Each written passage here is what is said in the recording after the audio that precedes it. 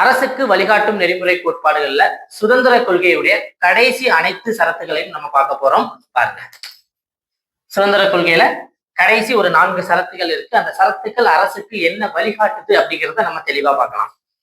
பாதுகாப்பு, காடுகள் மற்றும் உயிரினங்கள். அதாவது என்ன பாதுகாப்பு அப்படின்னா சூழ்நிலை, சூழ்நிலையியல், என்வயர்மெண்ட், அந்த சூழ்நிலையை பாதுகாக்கணுமா, அது மூலமா காடுகளை பாதுகாத்து காட்டு உயிரினங்களை பாதுகாக்கணும். காடுகள் இருந்தாதான் ஒரு நாடு செழிப்பா வளர முடியும் அப்படிங்கறது இந்த சரத்து தெளிவா சொல்லுது.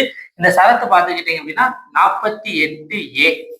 இந்த 48A அப்படிங்கிறது 42வது சட்ட திருத்தம் 1976 மூலமா கொண்டு வந்தாங்க. அடுத்து நினைவு சின்னங்கள், இடங்கள், பொருட்கள்.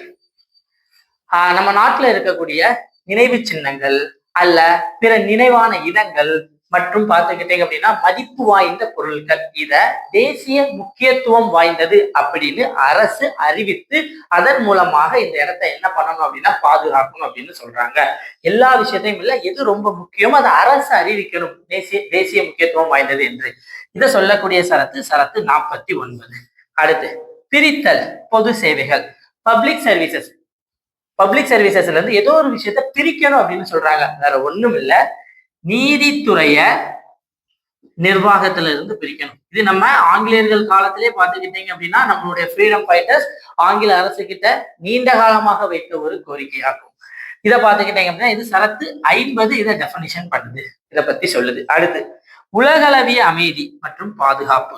இந்தியாவை பொறுத்த வரைக்கும் பார்த்துக்கிட்டீங்கன்னா எப்பவுமே எந்த ஒரு செயலும் உலகுடைய அமைதிக்கு என்ன பண்ணக்கூடாது, பாதிப்பு வரக்கூடாது, உலக அமைதியை பாதுகாக்கணும் அப்படின்னு சொல்றாங்க. அடுத்து நியாயமான மதிப்பு மிக்க.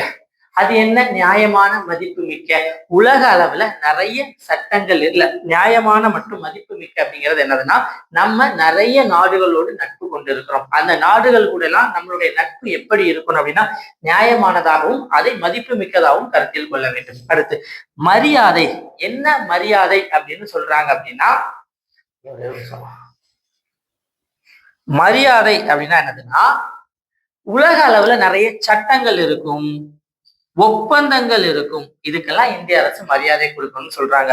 பிரச்சனையை தீர்த்தல் அப்படின்னா என்னதுன்னா உலக அளவுல ஏதாவது ஒரு பிரச்சனை ஏற்படும் போது ஒரு மத்தியஸ்தின் மூலமாக தீர்க்க வேண்டுமே தவிர வன்முறையை கொண்டு வரக்கூடாது அப்படின்னு சொல்றாங்க. இது சரத்து 51. இதுவே மிச்சம் இருக்கக்கூடிய சுதந்திர கொள்கையினுடைய அனைத்து சரத்துக்கள் ஆகும். நன்றி.